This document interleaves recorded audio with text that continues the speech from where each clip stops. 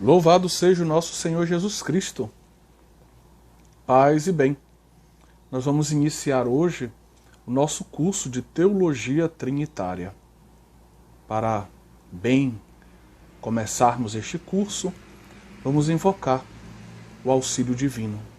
Em nome do Pai, e do Filho, e do Espírito Santo. Amém. Ó Pai Santo, Tu que te dignaste a enviar o Teu Filho, nosso Salvador Jesus Cristo, para nos revelar o mistério da essência divina, para nos fazer conhecer o caminho da salvação, o Teu amor e a Tua misericórdia infinitos. Nós te pedimos, em nome de Teu Filho, envia sobre nós o Espírito Santo. Que o Espírito Santo ilumine a nossa inteligência e encha de amor o nosso coração. Nos ajude a viver a nossa vocação cristã de um modo santo e a frutificar ao longo deste curso de Teologia Trinitária. Que este curso nos enriqueça intelectualmente e espiritualmente e nos ajude a melhor vivermos a Tua santíssima vontade, hoje e sempre. Amém. Ó Maria concebida sem pecado, rogai por nós que recorremos a vós. Em nome do Pai, do Filho e do Espírito Santo. Amém. Então, caríssimos irmãos e irmãs, vamos dar início ao nosso curso de Teologia Trinitária com alegria. Queremos, neste ano de 2020, repropor um curso que nós temos tido a oportunidade de oferecer para os nossos alunos já há alguns anos. Desde 2012 eu ensino essa disciplina. Ainda estava na Faculdade Católica de Fortaleza quando me foi confiada esta disciplina difícil, mas extremamente importante. E por causa dessa primeira experiência que eu tive em 2012, eu notei que em língua portuguesa faltavam manuais de teologia trinitária. Havia qualquer coisa, mas pouco. Por isso decidimos, no primeiro semestre de 2013, escrever um livro que servisse como manual para todos os jovens estudantes que desejam conhecer num nível que nós podemos designar como de bacharelado o mistério do Deus unitrino, a teologia da Trindade. Pois bem, então escrevemos o manual que foi publicado em 2013 ainda, por duas editoras, a editora Eclésia e a editora Shalom. E desde então esse manual tem sido vendido para diversas faculdades, seminários, tem sido utilizado por muitos estudantes no Brasil e até, ouso dizer, até fora do Brasil. Pois bem, gostaria de apresentar nesse primeiro momento algumas obras que vão nos acompanhar ao longo do nosso itinerário. Quanto ao nosso itinerário, nós vamos colocar em prática a orientação do decreto conciliar Optatam Totius, no seu número 16, que ensina, que explica como deve ser dada, né, a formação dogmática nos seminários, nas faculdades de teologia, em vista de uma boa formação sacerdotal. Então, é um texto que aqueles que já foram meus alunos já conhecem, porque nós fazemos questão de ler, e de ler no início de cada curso, para nos recordar como um curso de teologia dogmática deve ser apresentado para os discentes. Vou ler aqui esse parágrafo que diz: a teologia dogmática ordene-se de tal forma que os temas bíblicos se proponham em primeiro lugar. Ou seja, tudo deve partir da Sagrada Escritura. É ela, diz a Dei Verbum, a alma, é como a alma da teologia, melhor dizendo. Exponha-se aos alunos o contributo dos padres da Igreja Oriental e Ocidental para a interpretação fiel de cada uma das verdades da revelação.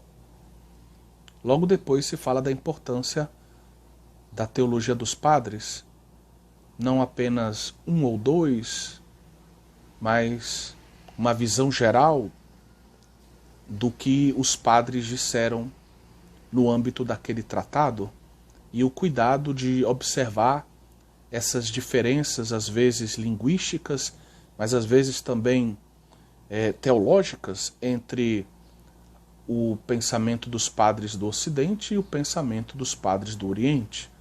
Existem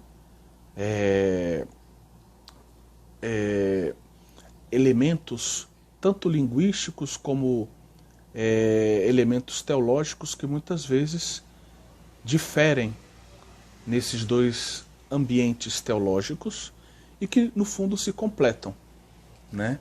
Vale a pena recordar Papa João Paulo II, que costumava dizer que a Igreja deve respirar com os dois pulmões.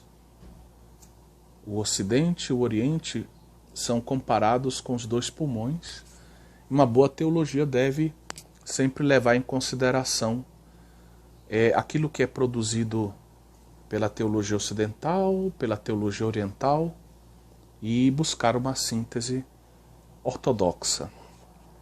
Pois bem, mas o texto continua dizendo, bem como a história posterior do dogma, ou seja, depois dos padres a história continua. Não podemos pular para o Concílio Vaticano II, como alguns autores ou como alguns professores fazem, mas devemos seguir o itinerário da história da teologia. Existe sim uma teologia medieval muito rica em matéria. E aqui eu penso, por exemplo, nas figuras de Boaventura e especialmente de Santo Tomás de Aquino.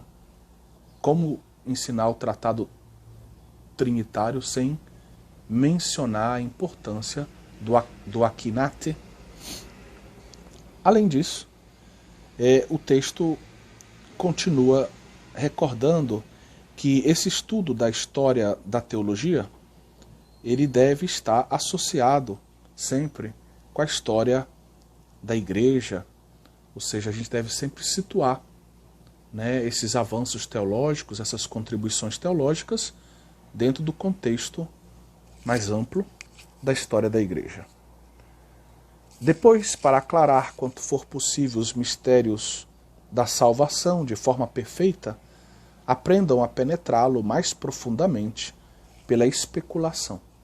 Ou seja, ao longo da história da teologia, a gente vai encontrando os grandes autores, os grandes doutores, as intervenções do magistério. Então a gente vai trilhando o sulco da tradição e também do magistério. E mais adiante se diz, é importante também o aspecto especulativo. Então é preciso penetrar mais profundamente pela especulação estes mistérios que estão sendo estudados no tratado. E aí se diz algo muito bonito, se diz que esse mergulho especulativo deve ter por guia é o único autor citado nominalmente no texto do Optatum Totius número 16, deve ter por guia Santo Tomás. Né? Santo Tomás, então, vai nos dar aquela mente especulativa adequada para um mergulho mais dogmático nos mistérios que estão sendo estudados. Ou sistemáticos, se você quiser.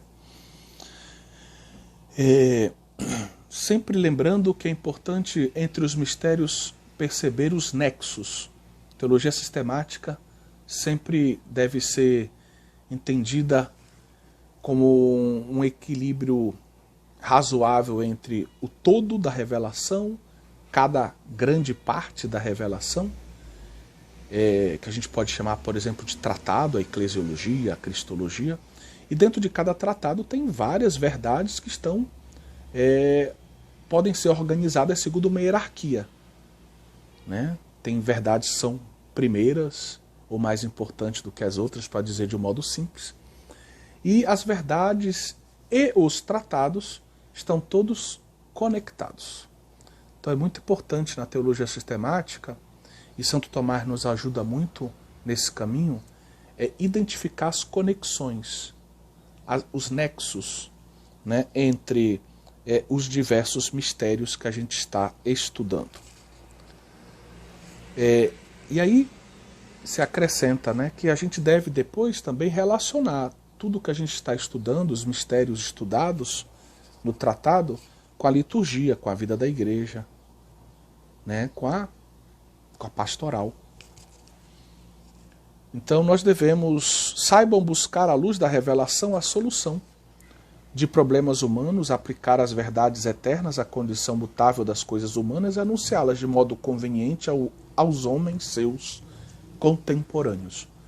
Finalmente, devemos relacionar tudo aquilo que estudamos, tudo aquilo em cada tratado e que vemos, né, presente na vida da igreja, na liturgia da igreja, na pastoral da igreja,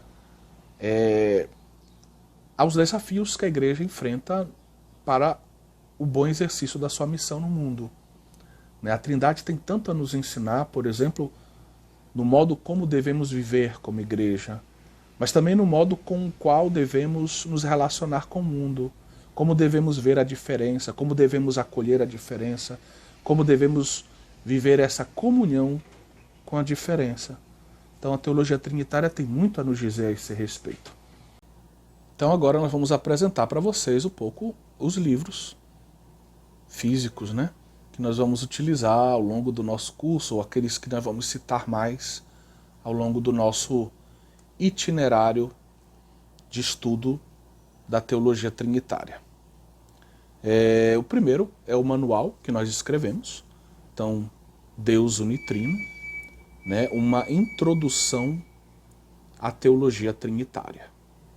Então eu destaco imediatamente que ele tem um prefácio escrito pelo atual bispo de Sobral, no Ceará, nosso amigo Dom José Luiz Gomes de Vasconcelos, conhecido mais como Dom Vasconcelos, e que tem o imprimatur do arcebispo de Fortaleza, pois, como eu já expliquei, o livro foi escrito enquanto eu estava a serviço da Faculdade Católica de Fortaleza. O livro está dividido em 4 capítulos, depois de uma introdução pequena.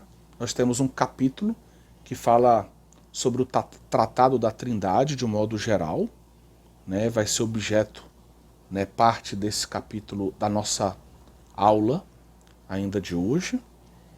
E depois um segundo capítulo sobre os fundamentos bíblicos, né, da teologia trinitária.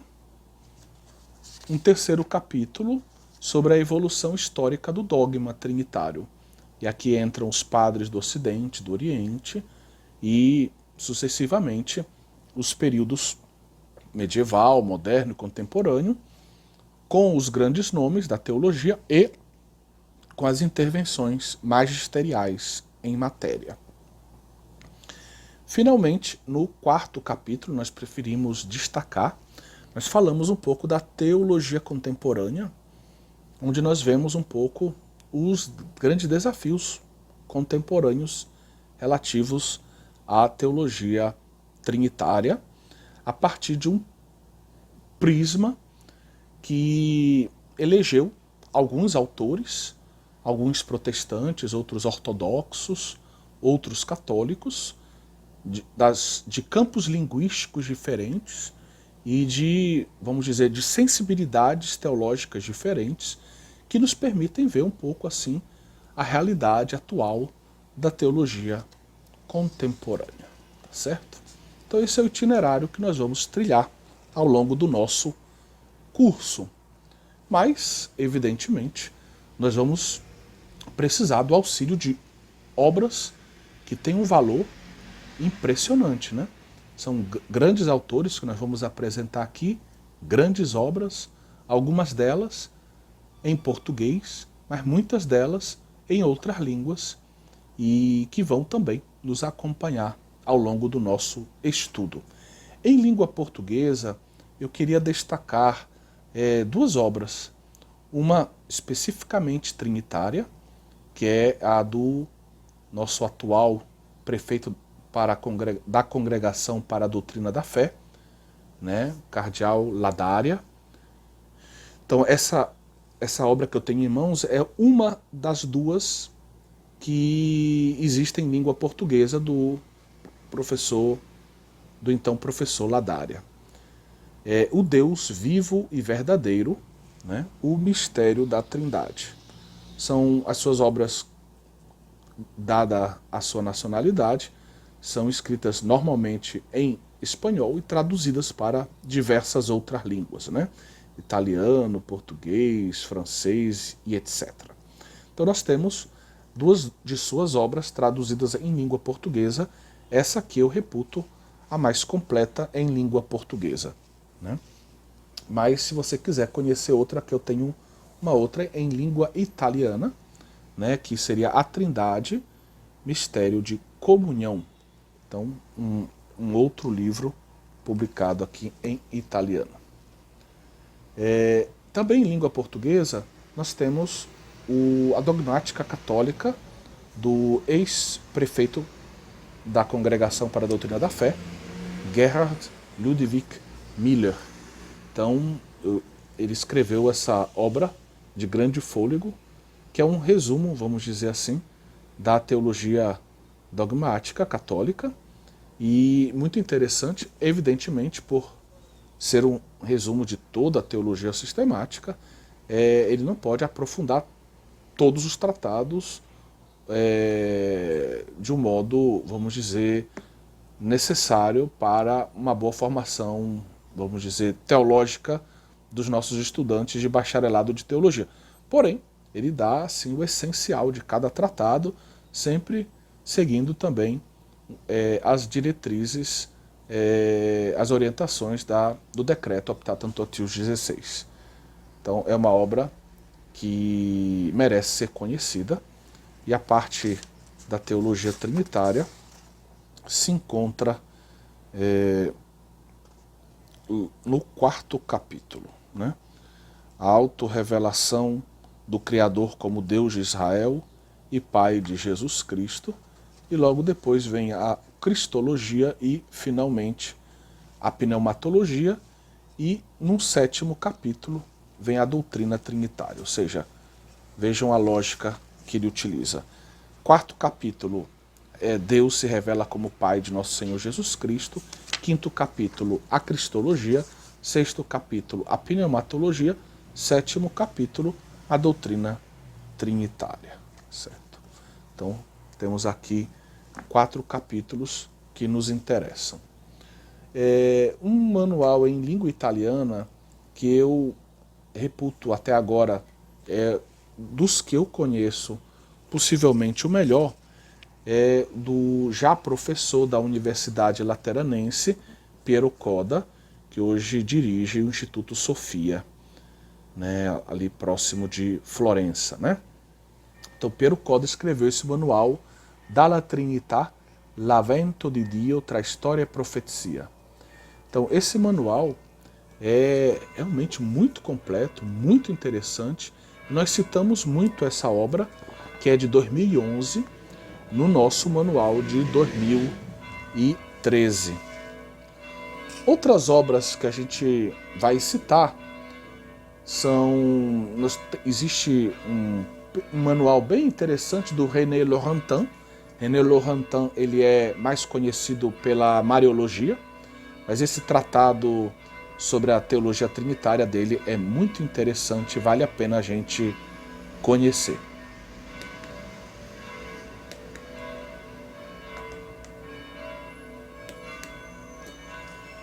Temos também aqui um outro tratado de um alemão, esse aqui traduzido, a obra traduzida em italiano, que é da coleção de dogmática católica. Trata-se do cardeal Leo Schäftig, que ensinou por muitos anos em Munique, o Deus da revelação, né? Doutrina sobre Deus. Então é um belo manual, né? É o volume 2º de uma coleção de 8 volumes. Já estão publicados, salvo engano, 6 volumes, e os próximos 2 estão sendo publicados nos próximos meses pela Lateran University Press. É a editora da Universidade Lateranense.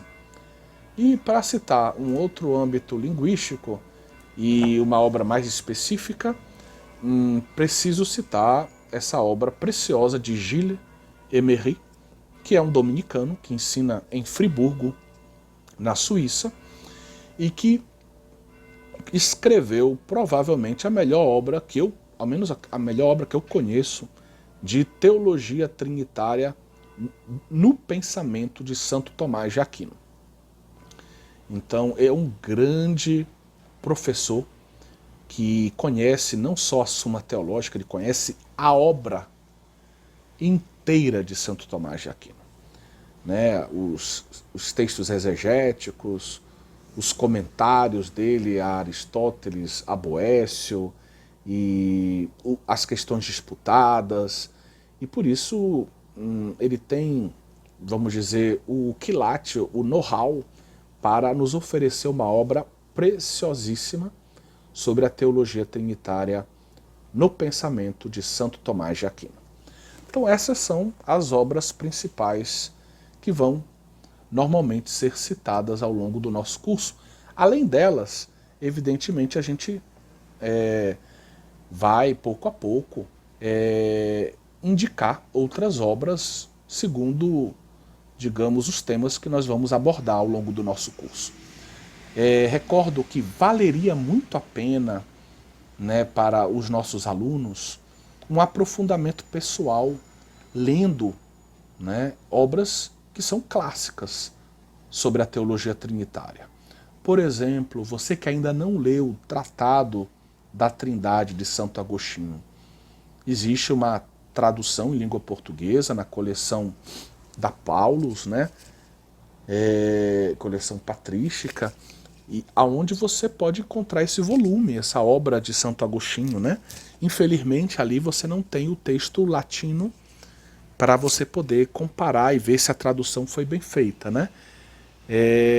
Mas já é alguma coisa, você pode ter acesso a essa obra e se deliciar com o modo com o qual o doutor da graça, Santo Agostinho, penetra e trata o mistério da Santíssima Trindade. É um clássico da teologia, é uma pena que muitos jovens e não tão jovens que estudam teologia concluam o seu curso, infelizmente, sem ler esses grandes clássicos da teologia sistemática, como, por exemplo, esta obra de Santo Agostinho. Evidentemente, a Suma Teológica, que não poderia deixar de ser citada aqui, que é um outro clássico e que, na sua primeira parte, trata, nas 43 primeiras questões, do mistério de Deus em si mesmo, né? O Deus uno e trino, né? E ali nós temos realmente uma riqueza sistemática sobre a teologia, no âmbito da teologia trinitária, dificilmente encontrada em outros âmbitos, em outros autores, tá certo? Então vale a pena ler a Suma Teológica também, tá certo? Bem, tendo apresentado então essas obras e tendo feito referência a esses dois clássicos, e a gente poderia acrescentar outros, por exemplo, uma obra muito interessante que já existe traduzida em língua portuguesa. Eu confesso que ainda não conferi se é uma boa tradução, mas é a obra, um tratado sobre a Trindade de Ricardo de São Vitor, né? Da Escola dos Vitorinos de Paris. Então Ricardo ele vai escrever um tratado sobre a Trindade muito importante, que nós vamos citar no momento em que nós estivermos percorrendo o período medieval, e que vai influenciar pensadores contemporâneos como, por exemplo, Joseph Ratzinger, tá certo? E o próprio Leo Sheftik, na sua reflexão sobre a teologia trinitária. Então é um outro clássico que existe em língua portuguesa. Você pode adquirir também na internet, você encontra referências sobre essa publicação. Bom.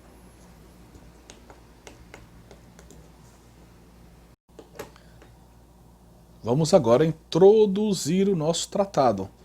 Vamos apresentar agora já o capítulo 1º do nosso manual, e na medida que for necessário, nós vamos fazendo as nossas observações e integrando outras obras ao raciocínio proposto no nosso manual, tá bom? Nós começamos o nosso manual e o primeiro capítulo com uma frase muito emblemática do Papa Leão XIII. O Papa Leão XIII, na sua encíclica Divinum Illud Munus, que é uma encíclica sobre o Espírito Santo, de 1897, afirma que a Trindade é a substância do Novo Testamento. Em outras palavras, ele está querendo nos dizer que o Novo Testamento nos traz uma boa nova. A boa nova, no fundo, é a identidade de Deus. Um Deus que é Pai, Filho e Espírito Santo, um só Deus, em pessoas três, mas um Deus que é amor, que é comunhão de amor. Um Deus que é amor, como São João vai dizer na sua primeira epístola, no capítulo 4, versículo 8. Deus é amor. E ele vai repetir, alguns versículos adiante, a mesma e forte ideia. Deus não apenas ama, mas Deus é amor. E Deus é amor porque ele é Pai, Filho e Espírito Santo. Deus é amor. Antes de ter criado todas as coisas, Deus não precisou criar para amar, né? E Deus não era um amor, vamos dizer um amor a si mesmo, né? Deus não era um Deus solitário que ficava amando a si mesmo eternamente. Mas Deus é amor porque é comunhão, né? Comunhão de pessoas, communio personarum, né? Pai, Filho e Espírito Santo, um só Deus, um Deus amor. Onde o Pai ama o Filho, onde o Filho ama o Pai, onde o Espírito Santo nasce desse sopro comum do Pai e do Filho que se amam, e onde o Espírito acaba podendo ser entendido como o amor do Pai e do Filho, onde o Espírito Santo ama o Pai e o Filho. Então existe esse amor eterno, entre aspas, circulando, né, na Trindade Santa. Nessas processões que nós vamos estudar mais adiante. Nesses, entre aspas, movimentos de amor na teologia que caracterizam a nossa teologia trinitária, tá certo? Bem, então, Leão XIII diz que a Trindade Santa é a substância do Novo Testamento. Ou seja, o Novo Testamento, Jesus Cristo vem revelar a Trindade Santa, vem revelar a identidade de Deus, uma identidade amorosa, a identidade de um Deus que é amor, de um Deus que é comunhão de amor, comunhão de pessoas que se amam, né? E que são amor. A partir disso, Gilles Emery, o autor que nós citamos, o dominicano, especialista em Santo Tomás de Aquino, ele vai dizer que a Trindade não é apenas um tema de meditação entre outros, não é apenas mais um tema, e a nossa disciplina não é apenas mais uma disciplina, mas junto com a Cristologia, que nós tivemos a alegria de apresentar para vocês no semestre passado, é o coração da teologia sistemática, né? Essa disciplina, a teologia trinitária, ela nos coloca no coração, ela se encontra no coração da fé cristã. Por isso, agora eu cito, né? A Trindade é a substância do Novo Testamento, como Leão XIII dizia, significa, agora segundo Emery, reconhecer que a Trindade encontra-se no centro do Evangelho, que ela é essencial, que ela constitui o próprio objeto da fé, da esperança e da caridade. Em quem nós cremos? Em Deus. Aonde colocamos a nossa esperança? De onde vem a nossa esperança? Em Deus. O amor que nós temos, a caridade, que é o amor divino, sobrenatural, de onde vem? Para onde nos conduz? Vem de Deus, nos conduz para Deus. Mas que Deus é esse? É o Deus Trindade. Isso é muito importante. O Catecismo da Igreja Católica, no número 234, ele afirma: o mistério da Santíssima Trindade é o mistério central da fé e da vida cristã. É o mistério de Deus em si mesmo. E, portanto, a fonte de todos os outros mistérios da fé e a luz que os ilumina. Então vejam que força essa afirmação do Catecismo nos ajuda a entender a centralidade desse mistério, né? É o ensinamento mais fundamental e essencial na hierarquia das verdades da fé. Toda a história da salvação não é senão a história do caminho e dos meios pelos quais o Deus verdadeiro e único, que é Pai, Filho e Espírito Santo, se revela, reconcilia consigo e se une aos homens que se afastaram do pecado. Então, a história da salvação é esse itinerário de um Deus que vai pouco a pouco se revelando que ele é bom, que ele é misericordioso, que ele é fiel, até que, ao enviar o Filho eterno, Deus revela a sua intimidade ontológica, né? Revela o seu ser trinitário, o seu ser comunhão de pessoas, comunhão de amor.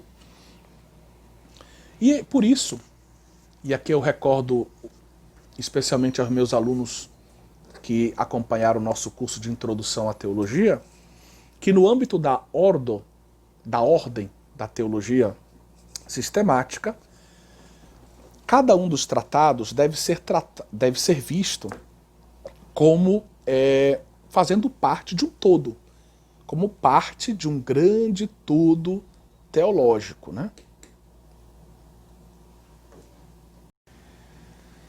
Então nós podemos dizer que Deus, ao longo da história, né, vai se revelando gradualmente, e vai se revelando, nós poderíamos dizer de um modo muito simples, através da sua palavra, né?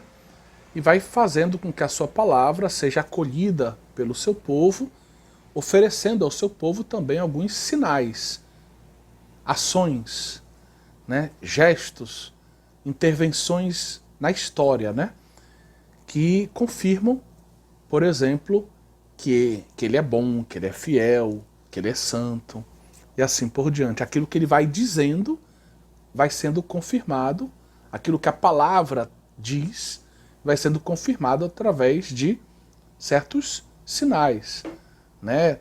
Da água que jorra de um rochedo, do mar, né, vermelho que se abre diante do povo para que a salvação que Deus havia prometido se realize, né, e assim por diante. Pois bem, então Deus age dessa forma. Ao longo do caminho, na plenitude dos tempos, a palavra se encarna. A palavra, o Filho, se encarna. E Jesus Cristo, então, é o Deus encarnado, a palavra encarnada, que vem nos falar, né, numa linguagem humana, vem nos transmitir os mistérios de Deus. Né, vem olhar nos nossos olhos, sendo um de nós, vem falar na nossa linguagem humana os mistérios inefáveis, né, de Deus. Né, vem trazer-nos aquilo que nós não poderíamos, né, conhecer se não fosse realmente a bondade divina nos oferecer, por meio do Filho, esse tipo de conhecimento sobrenatural. Pois bem, então, no fundo, cada tratado nasce desse grande mistério que nós poderíamos resumir no mistério do Filho, no mistério do Cristo, né? Porque Deus se revela, diz a si mesmo, através, né, da sua palavra, e a sua palavra é já o Filho, né? Antes mesmo da encarnação, a sua palavra é já o Filho, que vai sendo, por assim dizer, mediador entre Deus e a humanidade, e essa palavra vai se encarnar, né? E assim a revelação vai chegar no seu ápice, né? Na plenitude dos tempos, como o Novo Testamento diz, e assim em Cristo essa revelação vai chegar ao seu apogeu, ao seu máximo, né? Ao seu ápice. Pois bem, então cada tratado, no fundo, ele nasce desse grande mistério do Cristo. Ele é crístico. Se nós pensarmos até nos Mariologia, a Mariologia é crística. Quem é Maria? Maria é tudo o que é por causa de Cristo. A Imaculada Conceição dela é um privilégio singular que ela recebeu por causa de Cristo. Né? Antecipadamente, Deus agiu, né, na vida de Maria pelos méritos de Cristo e concedendo um privilégio singular de ser concebida sem pecado original. A virgindade, a maternidade virginal de Maria é, digamos, um sinal da identidade divina de Cristo. É um milagre para que se veja claramente que o seu filho não é um filho qualquer, não é filho da carne, fruto da carne, do sangue, de uma união, de uma cópula humana, mas é sobrenatural. A sua concepção foi sobrenatural, ele é filho de Deus, ele é o Deus que se encarnou no seio da Virgem Maria. E assim, tudo na Mariologia, no fundo, remete a Cristo. E assim na eclesiologia, e assim nos sacramentos, e assim cada verdadeiro tratado na teologia moral, no fundo, é o segmento de Cristo. O nosso agir cristão, a nossa grande, o nosso itinerário moral, no fundo, é imitar o Cristo. É agir segundo o modelo do Cristo. Né? Então, vejam que toda a teologia sistemática, ela gravita em torno do mistério do Filho que se encarnou, da palavra que se encarnou para nos apresentar, digamos, a plenitude da boa nova de quem é Deus, do seu amor criador, do seu amor redentor, do seu projeto de salvação para os homens, que passa pelo sacrifício redentor do seu Filho, né, encarnado na cruz, e pela ressurreição do mesmo como primícia da ressurreição que aguarda a todos aqueles que percorrerem o caminho que Deus propõe por meio de seu Filho no Espírito Santo. Então vejam que tudo nasce do Cristo, né? Então todos os tratados, no fundo, têm uma dimensão crística essencial, né? A teologia é toda crística, diz o famoso teólogo Enos Biff, que ensina em Lugano, ensina em Milão também, que já ganhou o prêmio Ratzinger recentemente, né? Ratzinger é um prêmio de teologia muito, talvez hoje é o prêmio mais importante que existe em matéria de teologia dogmática. Pois bem, os tratados eles não são autônomos também. Ao contrário, eles estão reciprocamente correlacionados, né? Não dá para a gente estudar Mariologia, como eu disse, sem referências a Cristo. Quando eu falo da Assunção de Maria, eu tenho que me referir à escatologia, né?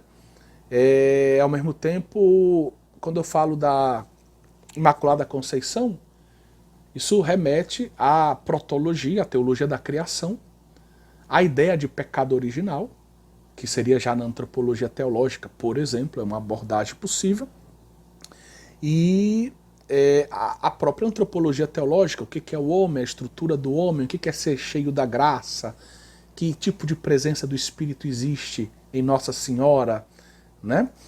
Então, não dá para a gente estudar um tratado desconectado dos demais.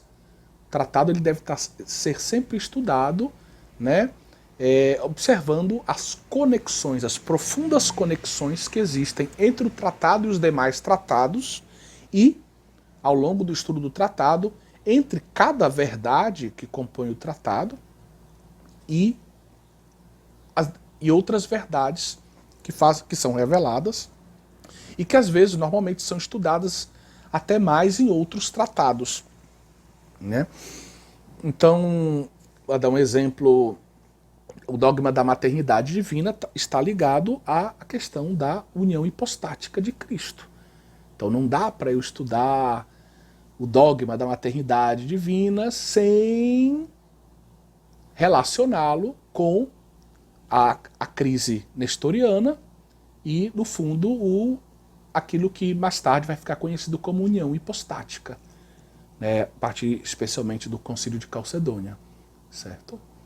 Então, para dar um exemplo, da mesma forma, quando eu falo, por exemplo, de Eucaristia, o Catecismo da Igreja Católica vai dizer que a Eucaristia tem 3 dimensões: uma dimensão sacrificial, uma dimensão de banquete e uma dimensão escatológica.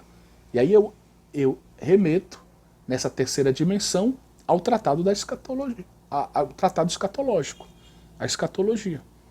Né? Então, vejam, estou estudando Eucaristia, então a Eucaristia precisa de muitos elementos filosóficos, precisa do estudo do Antigo Testamento, precisa entender a antropologia bíblica, mas também precisa entender a liturgia veterotestamentária, a liturgia remete para a liturgia neotestamentária, a dimensão pneumatológica da Eucaristia, a dimensão cristológica da Eucaristia, a realidade, o papel eclesiológico na realização do sacramento, dimensão escatológica, né, e assim por diante. Né? A correspondência antropológica, né, já que ela tem como sujeito o homem, né, a Eucaristia vai alimentar o homem, e por isso eu não posso estudar nenhum tratado e nenhuma singular verdade que esteja dentro de um tratado sem ver, sem analisar todas as conexões que existem entre o tratado ou a verdade e as demais verdades e os demais tratados. Tá bom? Mas dentro daquilo que nós chamamos... Então, entre os tratados, voltando a dizer, então eles estão correlacionados, um ajuda a sustentar os demais, né? Eles como se fosse uma espécie de quebra-cabeça. A teologia sistemática está firme na medida que cada tratado está no seu lugar e bem conectado com os demais, certo?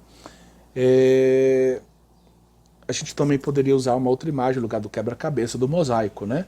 Um maravilhoso mosaico do Cristo, por exemplo, onde cada peça desse mosaico é um tratado.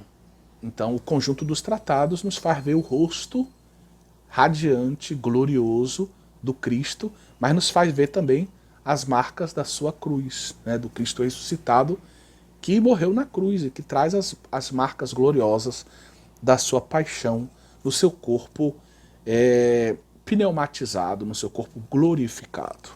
Certo? O professor Enos Biff, na sua obra La Sapienza que viene dall'alto, a sabedoria que vem do alto, uma obra de 2007, ele vai apresentar um pouco a organização dos tratados da teologia sistemática e vai dizer que os dois tratados mais importantes são a teologia trinitária e a cristologia. Então, se a gente comparasse agora uma outra ideia, né, a teologia sistemática com uma casa, um templo, nós podemos dizer que a teologia trinitária, a teologia cristológica, a cristologia, são como os fundamentos necessários, sólidos, sobre os quais os demais tratados devem, vamos dizer, se construir, né? Devem encontrar o seu lugar sobre estes dois grandes tratados, né? Como base sólida para os demais tratados. E, porém, entendamos, o tratado da teologia trinitária, ele do ponto de vista ontológico e lógico, ele é o primeiro tratado. Porque quem é Cristo? Cristo é a segunda pessoa da Trindade que se encarnou. Então, ontologicamente, logicamente, eu não posso, entendeu, estudar a cristologia sem entender quem é Deus. Porque se eu vou ter que dizer, Jesus Cristo é Deus e homem. Mas se eu não sei quem é Deus, e se eu não sei que Deus é um Deus trinitário, como é que eu vou entender quem é Cristo? Certo? Então, ontologicamente, logicamente, a teologia trinitária, ela precede a teologia, a cristologia. Porém, por outro lado, olhando agora do ponto de vista do homem na história, né, como é que o homem conheceu o mistério do Deus unitrino? Ele conheceu a partir da pregação de Cristo. Foi Cristo que nos falou que Deus é Pai, que Ele é Filho e que tem o Espírito Santo que foi prometido para o dia de Pentecostes. Né? Então, foi Cristo que nos revelou a Trindade. Então, por outro lado, do ponto de vista da história, do ponto de vista do homem, a cristologia, de certa forma, precede a teologia trinitária. Certo? Então, a gente tem, vamos dizer, esses dois tratados como base fundamental para os demais. E a tendência hoje na teologia contemporânea é que esses dois tratados eles sejam dados em profunda conexão, justamente porque eu não posso entender quem é Cristo sem o conhecimento trinitário, né? A identidade divina do Cristo, a identidade filial do Cristo fica comprometido se eu não tenho vamos dizer, uma dimensão trinitária no estudo do tratado cristológico, mas também tudo que eu sei da Trindade, eu sei por causa do Cristo. Então, Cristo é o revelador da Trindade. Então, a Trindade se revelou por meio de Jesus Cristo. Então, eu preciso olhar para a vida de Jesus, para o que ele disse, para o que ele fez, né, para suas palavras e gestos, né, como deixa Clara Dei Verbo, as suas palavras e gestos, e percorrer o caminho do conhecimento da Trindade. Certo? Então, espero que tenha ficado claro isso, né? E aí os outros tratados vão entrar aí, vamos dizer, em conexão com esses dois tratados. Tá bom? Hoje existe uma tendência muito forte a valorizar também a dimensão trinitária dos demais tratados. A dimensão trinitária da Mariologia, a relação Maria Pai, Maria Filho, Maria Espírito Santo. a dimensão trinitária da Igreja, nós vamos falar um pouco disso quando estivermos falando do Concílio Vaticano II, lá no final do nosso curso. A dimensão trinitária dos sacramentos, da liturgia, e assim por diante, né? Pois bem,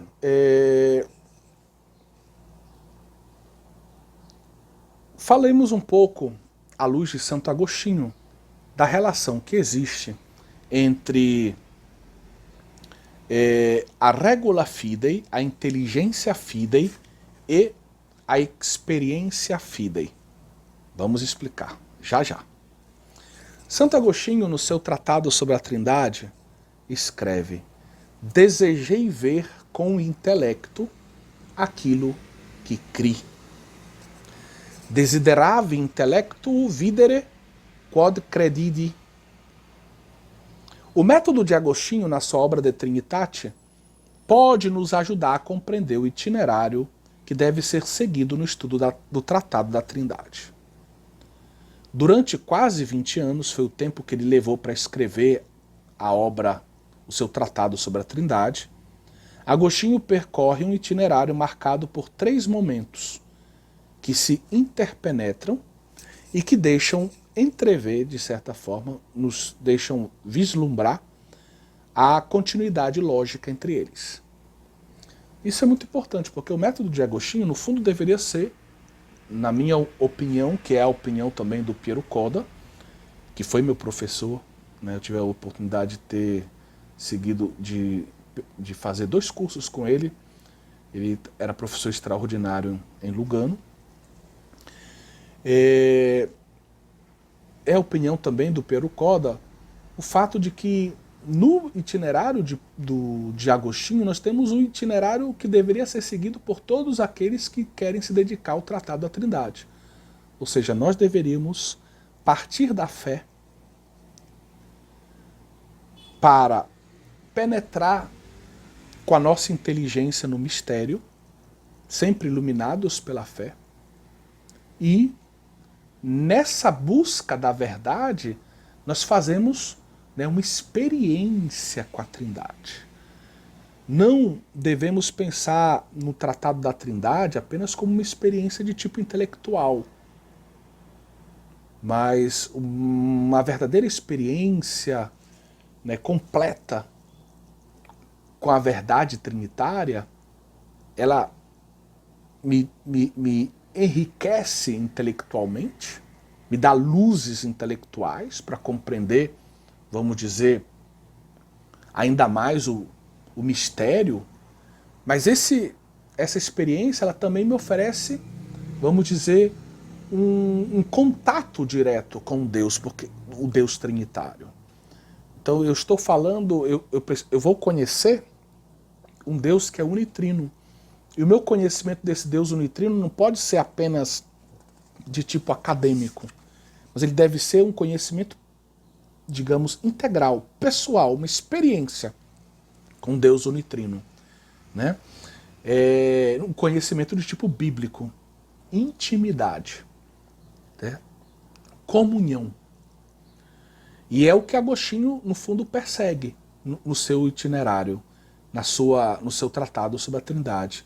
Ele compreende que ele tem que partir da fé da Igreja e ele precisa, sim, colocar a serviço da fé toda a sua inteligência e buscar aprofundar, né, esse grande mistério da Santíssima Trindade, mas esse mistério o ultrapassa imensamente, né, é muito maior do que ele, e ele precisa ser guiado pelo próprio Deus nesse caminho, pela graça de Deus, e ele precisa então compreender que a sua, digamos, o seu conhecimento trinitário não pode se limitar apenas a certas sentenças, vamos dizer, teóricas sobre Deus Trindade, né?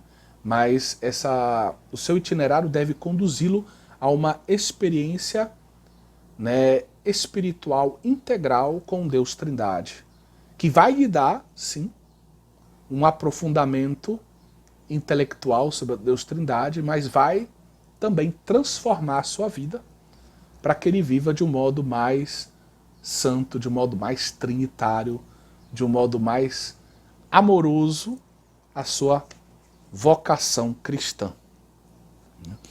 Então, esses três momentos são a regula fidei, inteligência fidei e experiência fidei. Regula fidei, ponto A.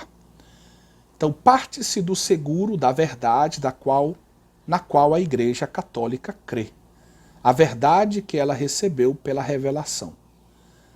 Então, o ponto de partida é o seguro, é a fé eclesial, é a fé que a Igreja recebeu, né, de Deus por meio do seu Filho, que se encarnou para nos fazer conhecer tudo o que era necessário para a nossa salvação.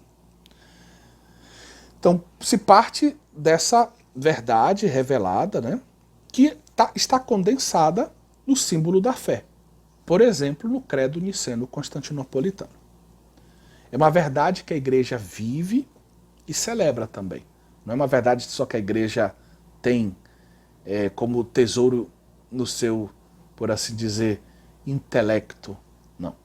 Mas é uma verdade que a igreja, que guia o modo da igreja de celebrar, o modo da igreja de viver, o modo da igreja de viver a sua missão, né, de se colocar a serviço da humanidade. Uma verdade que a igreja anuncia ao mundo. Essa verdade pode ser resumida do seguinte modo: Deus é uno e trino. É uma comunhão de pessoas, é amor, é Pai, Filho e Espírito Santo. Inteligência fidei. Na medida do possível, a inteligência iluminada pela fé busca compreender melhor a verdade, querida. Então, nós, a partir daquilo que a igreja recebeu, a partir daquilo que é o nosso tesouro da fé, nós buscamos penetrar ainda mais nisso. O teólogo busca conhecer ainda mais, aprofundar essa verdade revelada. E aí vale a pena recordar aquele episódio narrado pela tradição hagiográfica, né? Ou seja, Agostinho estaria um dia à beira do mar, refletindo sobre a Trindade, e vê um pequeno menino que corre para o mar, vamos dizer, tentando trazer a água do mar para um buraquinho que ele fez na areia, né? E ele corre para um lado, corre para o outro e repete esse gesto várias vezes, até que, interpelado por Agostinho, né, que pergunta o que ele está fazendo, e ele então explica o seu plano, e Agostinho então diz que aquilo que ele está querendo fazer é impossível. O menino então teria dito a Agostinho que seria mais fácil colocar a água do oceano naquele buraco na areia do que ele entender, do que Agostinho entender o mistério da Santíssima Trindade. Ou seja, o teólogo tem que avançar com humildade, né, mas com disposição. Porque é tão belo esse mistério que qualquer passinho que nós demos à frente é maravilhoso e gratificante. Então o teólogo tem que trabalhar, tem que fazer tudo o que ele pode, tem que rezar, implorar a graça divina, mas sempre de um modo humilde, porque por mais que ele venha a entender, ele nunca vai compreender. E aqui eu remeto ao meu curso de introdução à teologia, a diferença medieval entre entender e compreender. Tá certo? Santo Agostinho compreendeu então que só o Espírito Santo poderia nos ajudar na impossível tarefa de acolher em nós o mistério infinito do Deus unitrino. Então a nossa inteligência tem que se deixar guiar humildemente pelo Espírito Santo de Deus. E esse que é o amor entre o Pai e o Filho vai nos fazer mergulhar no mistério. Para Agostinho, porém, e chegamos à experiência fidei, não basta ver, não basta contemplarmos com o nosso intelecto o mistério. É preciso tocar, por assim dizer. É preciso experimentar conhecer do ponto de vista bíblico, né? A verdade de que Deus é amor. É preciso entrar na dinâmica de amor de Deus, nessa corrente de amor divina, né? Esse movimento divino de amor. Deus é amor. Sendo assim, o caminho para experimentar Deus é o caminho do amor.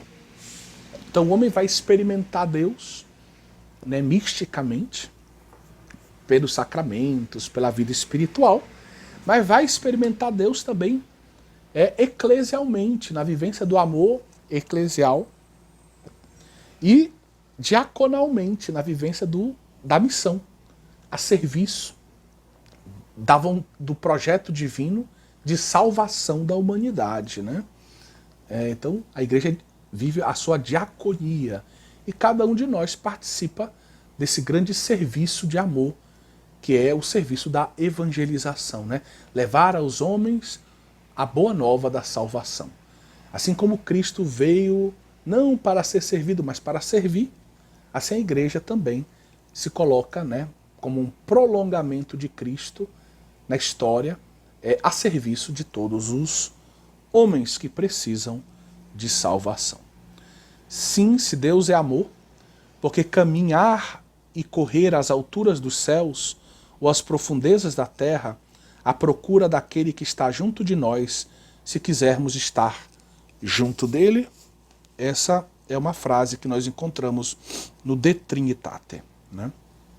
Ou seja, Santo Agostinho recorda que Deus está na sua visão teológica espiritual dentro de cada um de nós.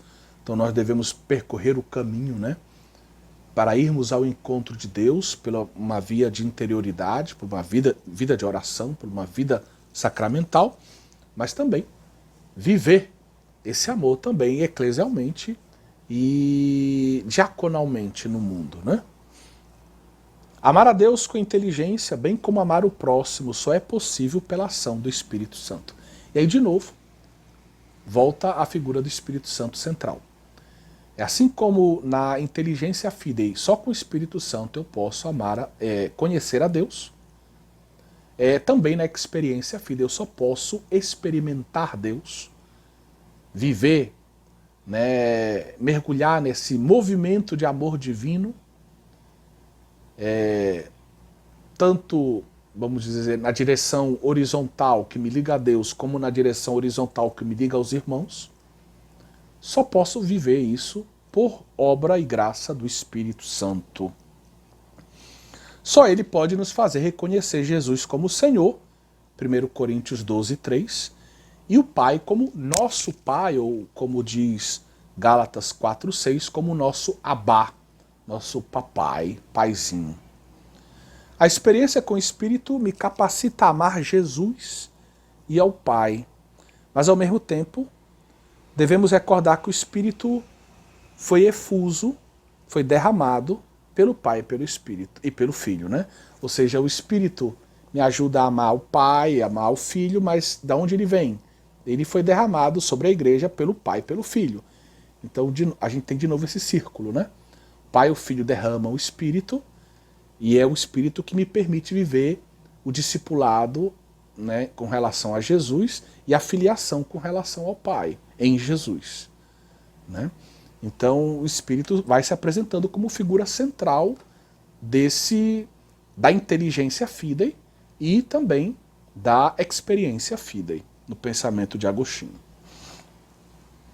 Agostinho recorda que a via caritatis passa obrigatoriamente pelo amor fraterno, vivido na sua radicalidade evangélica, né? Ou seja, não tem como amar a Deus se eu não amo o próximo, né? E a primeira carta de São João deixa isso bem claro. E Agostinho vai na mesma linha. Uma frase de Santo Irineu pode nos iluminar a compreender melhor o ensinamento de Agostinho. Sem o Espírito Santo não é possível ver o Verbo de Deus. Sem o Filho não se pode ter acesso ao Pai, pois o conhecimento do Pai e do Filho acontece através do Espírito Santo doado pelo Filho a quem e como o Pai deseja. O pensamento de Irineu é muito interessante. Então, para Irineu, de novo, a gente tem, dentro da visão trinitária de Irineu, como se a gente tivesse uma espécie de linha reta, né? O Pai enviou o Filho, e o Pai e o Filho enviaram o Espírito Santo. Então, nós experimentamos aqui no mundo, nós fazemos a experiência de receber o Espírito Santo, e o Espírito Santo nos faz repercorrer esse caminho de volta. Nós recebemos o Espírito Santo do Pai e do Filho, e o Espírito Santo nos faz repercorrer o caminho de volta, ou seja, nos permite ver Jesus como nosso mestre, segui-lo, imitá-lo, e ao mesmo tempo, por meio de Jesus, né, contemplar o nosso Pai como Pai e cumprir a nossa missão, por assim dizer, a nossa vocação filial. Para concluirmos esse ponto aqui do livro, vale a pena a gente citar aqui dois autores, o Piero Coda e o Gilles Emery, duas frases que nos provocam e nos incentivam a prosseguir o nosso itinerário. Piero Coda diz: o conhecimento de Deus Trindade é então, na sua essência, um evento trinitário, isto é, uma participação real à vida da Trindade. Que belo. Em outras palavras, ele está dizendo que se nós quisermos trilhar adequadamente um curso de teologia trinitária, nós temos que fazer uma experiência com Deus Trindade. Uma experiência não só intelectual, completa. Por isso que nós temos que conjugar os nossos estudos com uma vida de oração e com uma vida eclesial, sacramental, uma vida fraterna, uma vida de serviço. E é assim que nós trilhamos o caminho realmente de uma participação na vida da Trindade. Né? Não adianta só decorar tudo que a Suma Teológica diz, não. Também temos que conhecer o que a Suma Teológica diz e saber bem isso. Mas isso é apenas uma dimensão do objetivo do curso. Que belo, hein? Grandes coisas o Senhor tem reservado para nós. Gilles Emery vai dizer: a teologia trinitária propõe um exercício de sabedoria contemplativa e um trabalho de purificação da inteligência. Ou seja, vejam, ele usa duas expressões: sabedoria contemplativa. Sabedoria é um tipo de conhecimento experimental que une teoria à prática. Então, o tipo de conhecimento trinitário é sapiencial, une teoria e prática. Certo? Segundo, exige um trabalho de purificação da inteligência. Nesse itinerário, nós precisamos ir rezando e vivendo a caridade fraterna, nos confessando, comungando, vivendo a nossa vida espiritual com toda a intensidade, porque nós precisamos ser purificados. O caminho de inteligência fidei e o caminho de experiência fidei é um caminho onde o Espírito age em nós, e o Espírito age em nós como um fogo que vai sempre nos purificando das nossas mazelas, dos nossos pecados, dos nossos limites pecaminosos, né? Das nossas críticas, da nossa superficialidade e assim por diante. Para que ou seja, a nossa inteligência, ela precisa ser purificada para que ela possa se aproximar do mistério de Deus. Esta purificação da inteligência se baseia sobre o acolhimento da revelação de Deus pela fé. Então ela precisa acontecer por obra da ação do Espírito que nos dá a fé. Ela é inseparável da purificação do coração, que acontece na oração comunitária e pessoal e litúrgica, vida sacramental, confissão, eucaristia e etc. Caríssimos, que bela é a estrada que nós temos pela frente. Vai depender de você trilhá-la. Você pode trilhá-la de um modo medíocre e superficial, pensando só numa nota e passar para uma próxima etapa da sua formação. Você pode mergulhar nesse mistério e fazer uma experiência com Deus Trindade, e a sua vida, não só a sua nota, a sua vida vai mudar. Né? A sua nota vai ser, se Deus quiser, um reflexo dessa experiência onde vai brilhar, né, o amor de Deus. Mas especialmente a sua vida vai mudar. Tem gente que fica só aqui. Mas eu diria, o sucesso do curso não está só em ter entendido intelectualmente tudo o que vai ser dito, tudo o que vai ser explicado. O sucesso do curso está no também nisso, mas no fazer uma experiência, mergulhar mais profundamente nessa vida trinitária.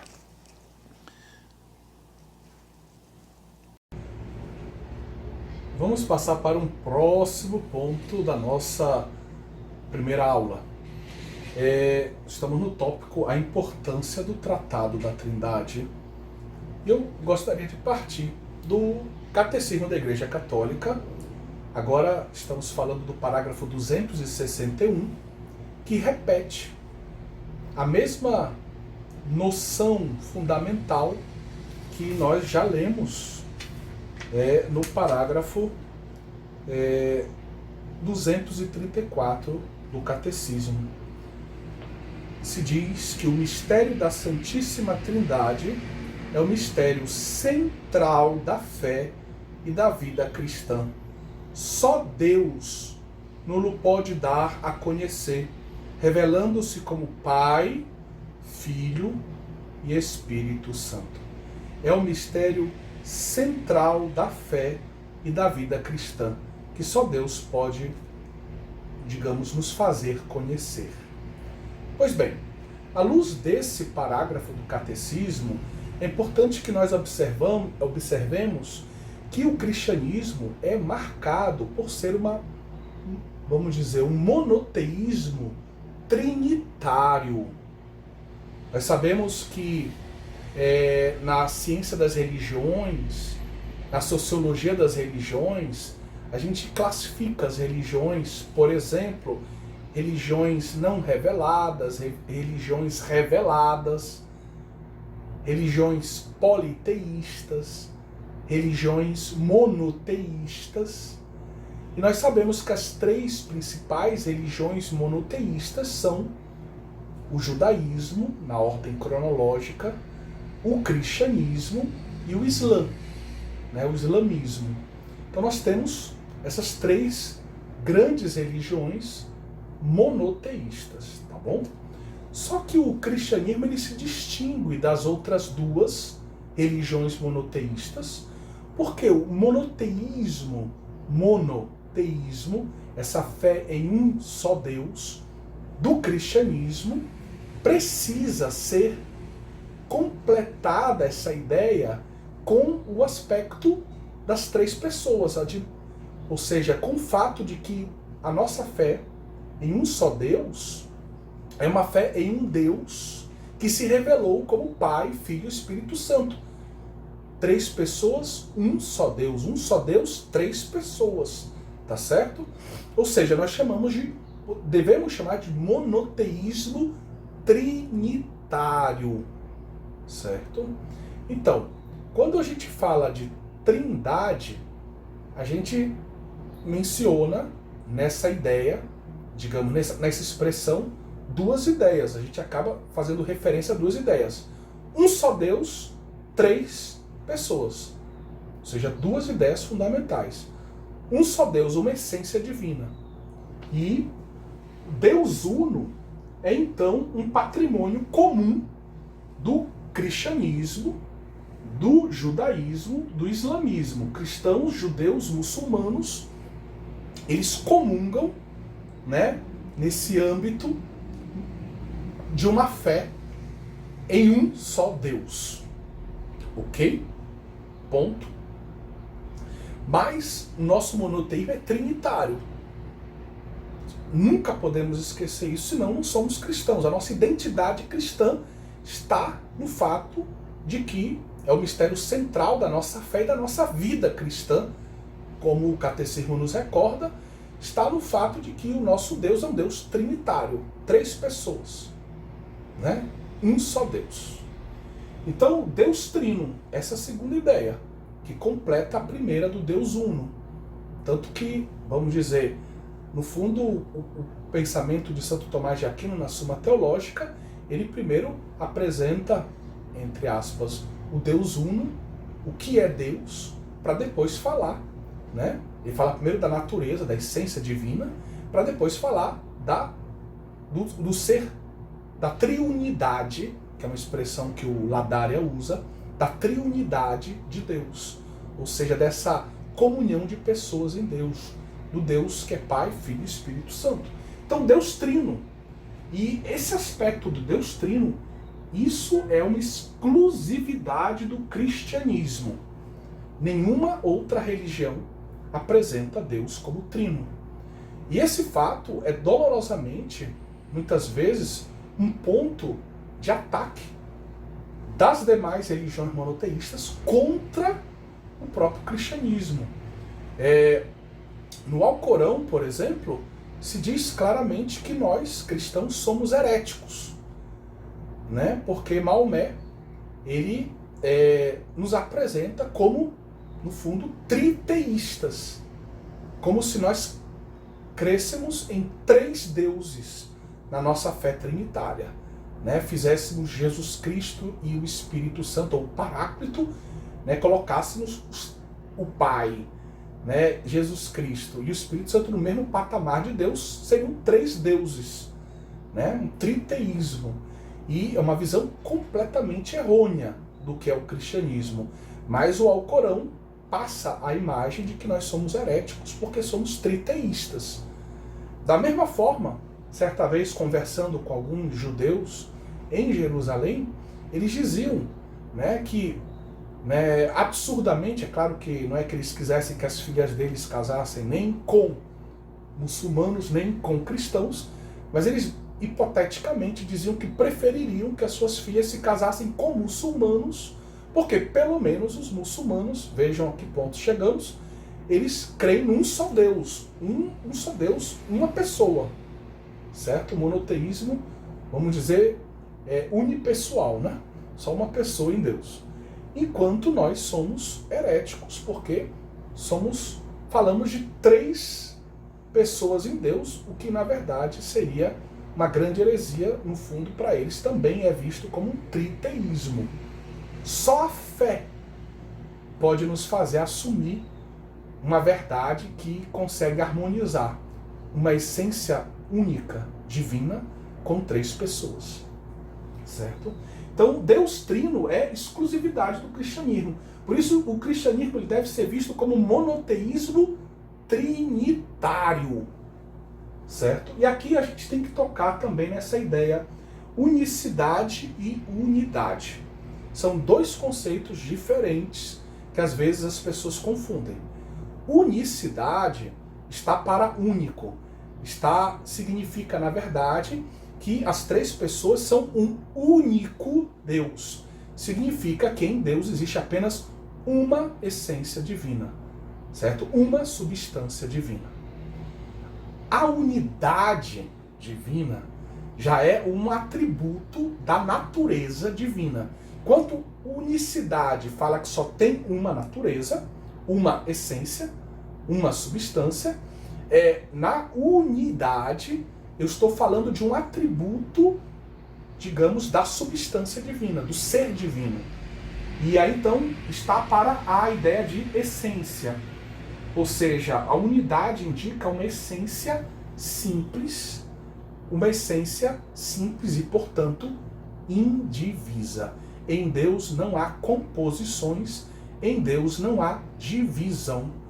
Deus é, ser puro, um ser puro, sem divisão, sem composição, é um ser indiviso. Tá bom? Então, espero que tenha ficado claro essa ideia. Quero terminar também falando um pouquinho, de algo que o Piero Coda trata no seu volume, no seu Manual da Trindade. Eu vou fazer um pequeno resumo de algumas ideias que ele nos apresenta, mostrando a originalidade do monoteísmo. Tá bom? Primeiro, quando se fala de monoteísmo, alguns autores da história das religiões recordam que no Egito Antigo, houve um faraó que propôs uma fé monoteísta, tá certo? Então, muitas vezes nessa história das religiões existe uma ideia que as religiões evoluíram, por assim dizer, seguindo um certo rumo, entre aspas, natural histórico. Ou seja, se partiu de um animismo que confunde divindades e fenômenos da natureza. Eu associo ao raio, a um rio, a um oceano, deuses, certo? Que eu não entendo. Então eu vou vendo a natureza como personificada, digamos, em alguns dos seus fenômenos principais. Então, Deus do trovão, o Deus do oceano, o Deus da montanha e assim por diante. E aí o homem chega a um politeísmo, né? Algumas sociedades chegam a esse politeísmo, onde existe um pânteon, um conjunto de deuses com relações entre eles, às vezes com uma hierarquia entre eles, por exemplo, como no politeísmo grego, onde tem um deus primeiro, Zeus, por exemplo, ou... Bom, tá bom esse exemplo, vamos ficar por aqui para a gente não perder muito tempo. E aí se partiria para uma evolução, né, suplementar, digamos, sucessiva, que seria o monoteísmo. Então, dentro dessa visão, o monoteísmo deveria ter, por assim dizer, se manifestado, eclodido, né, em vários lugares da Terra ao mesmo tempo, né? Já que é vamos dizer, uma evolução natural, histórica, a partir do animismo para o politeísmo e do politeísmo para o monoteísmo, a história deveria nos mostrar, né, diversas formas de monoteísmo nascendo em vários lugares diferentes, né, para comprovar essa tese. O problema é que a história não nos mostra isso. O monoteísmo ele nasce por uma revelação específica ligada a um povo que não é um povo, vamos dizer, do ponto de vista sociocultural, de máxima importância dentro da meia-lua fértil, que é aquela região que vai da Mesopotâmia até o delta do Nilo, que é o povo de Israel, que é um povo, vamos dizer que dependendo da época, um povo quase sem importância, digamos, na história daquela região, que gravita em torno da Mesopotâmia e do Egito como os dois grandes polos, né, propulsores das lutas e do progresso daquela região ali, tá bom? Então, é importante a gente ver que essa tese precisaria comprovar o nascimento do monoteísmo em outros lugares. E uma dessas tentativas de falar de um monoteísmo que teria nascido em outro lugar diferente de Israel, associa a história do Egito, a história do faraó Akhenaton, que é, na verdade, Amenófis IV, que é ali no 14 séculos antes de Cristo, de 1364 a 1347. E ele tenta impor, na verdade, ao seu povo, né, um só Deus, substituir o pânteon da tradição, vamos dizer, religiosa egípcia, dos faraós, para transferir toda a religiosidade do seu povo agora para uma fé no único Deus. E esse Deus seria o Aton. Daí Akhenaton tá ligado. Você vê que tem essa raiz Aton dentro do nome. E Aton seria o único Deus, seria o disco solar. Ele é associado ao Sol, né? Que percorre, digamos assim, a esfera do nosso céu a cada dia.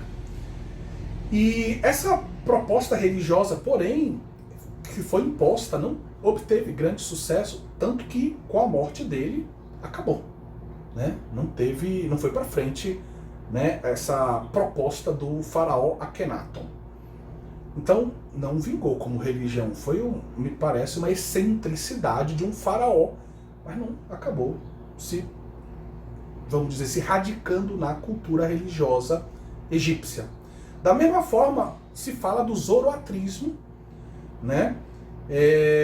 Que nasceu no Irã ali entre o 7º e o 6º século antes de Cristo, como um possível modelo de monoteísmo, né? Onde haveria um Deus soberano, o Senhor sábio, Ahura Mazda. E ele seria a origem do universo, porém, ao lado dele, né, nos textos que nós temos, existe uma outra divindade que seria Ahriman, que seria o espírito maligno, né, uma espécie de demônio ou um deus do mal. E os estudiosos, na verdade, eles não chegam a um consenso se realmente é o monoteísmo, porque parece muito mais uma visão dualista, onde nós temos um Deus bom e um Deus mau, e é dessa luta entre eles que tudo, vamos assim dizer, se organiza no universo. Então, o zoroatrismo também não se confirma, vamos dizer, de um modo consensual, como uma religião realmente monoteísta. Então, estamos em dificuldade. Na verdade, o monoteísmo nasce em um único lugar, né? Em Israel, né? Numa realidade de um povo pouco importante para a realidade até daquela pequena região na qual ele se encontra, certo? Então, como explicar isso? Então, essa tese de que do animismo se passa para um politeísmo, do politeísmo para um monoteísmo de um modo histórico, natural, uma espécie de evolução natural do homem, né? Isso é pouco provável, tem, no fundo, uma certa influência tanto de Hegel, nesse pensamento, quanto também do positivismo. No que tange a filosofia grega, né, temos que nos lembrar que o ambiente grego era um ambiente politeísta. Nós vimos na introdução à teologia que o termo teologia com Platão nasce para combater, né, essa confusão entre mitologia e deuses, né, para que se buscasse, né, sob o nome de discurso teológico, fazer uma reflexão filosófica, racional sobre as divindades ou sobre a divindade, né?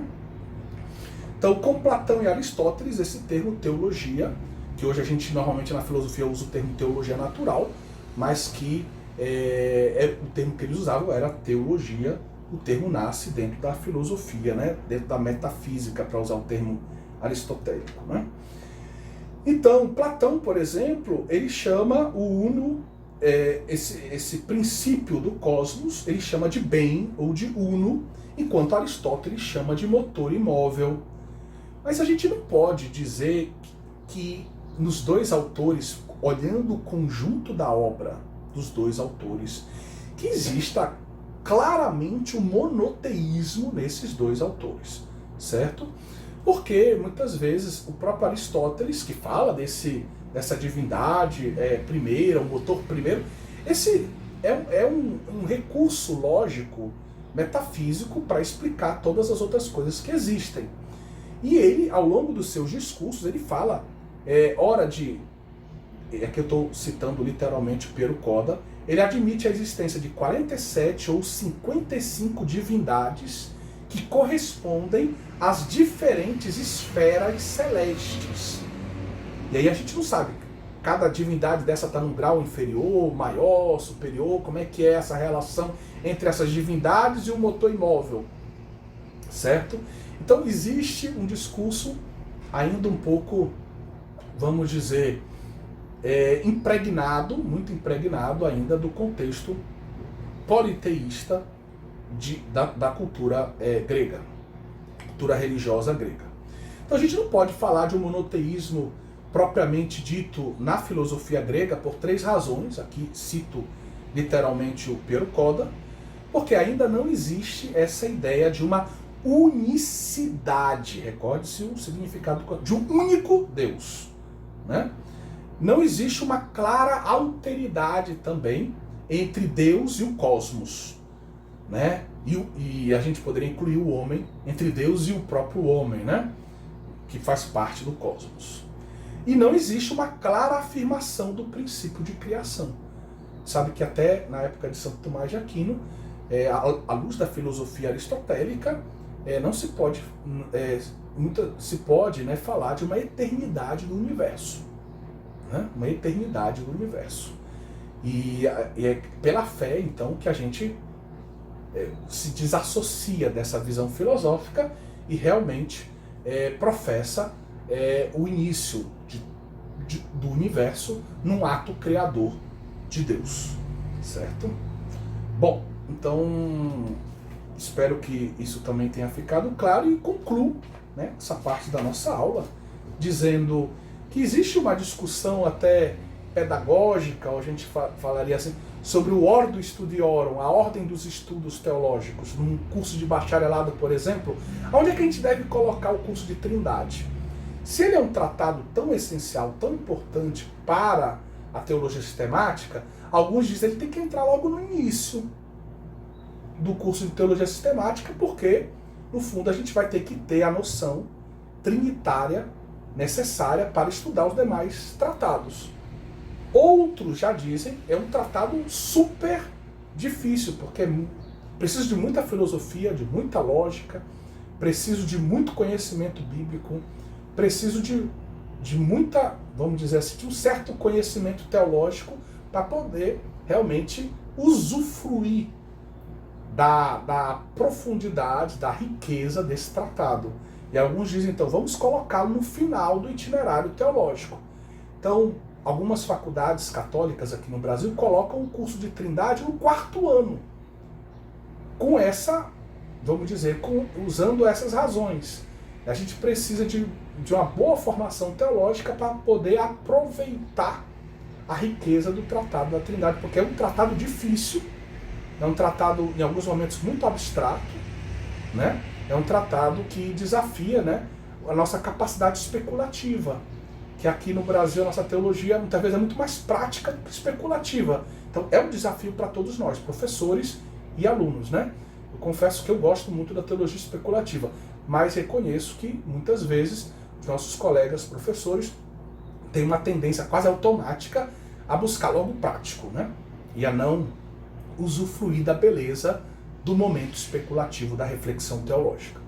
Bem, então, aonde colocar então o curso? Algumas faculdades colocam no final do curso. Colocando logo no início, primeiro semestre, será que a gente usufruiria do curso? Provavelmente não. A gente precisa ter boas ferramentas filosóficas, metafísicas, conhecer bem a metafísica clássica, eu diria, especialmente Platão, Aristóteles, Agostinho e Tomás de Aquino. Precisamos conhecer a patrística, precisamos conhecer bem quem é Santo Agostinho, os principais elementos do seu pensamento, São Tomás de Aquino, né, principais elementos do seu pensamento, por exemplo, conhecer um pouco da patrística, um pouco da história da teologia. Então, colocar logo no início não é ainda o local. Não, no nosso curso de teologia aqui em Belém, nós colocamos no meio do curso, justamente no 4º semestre, para que nós já tivéssemos uma base para a gente usufruir da beleza do tratado, mas também não deixamos muito para o final, porque deixando muito para o final a gente vai deixar de ter conhecimento teológico necessário, por exemplo, para pensar, quando for estudar eclesiologia, a dimensão trinitária da eclesiologia, a dimensão trinitária dos sacramentos, a dimensão trinitária da escatologia, e assim por diante. Então espero que tenha ficado claro, né? E vamos passar para um próximo ponto do nosso curso.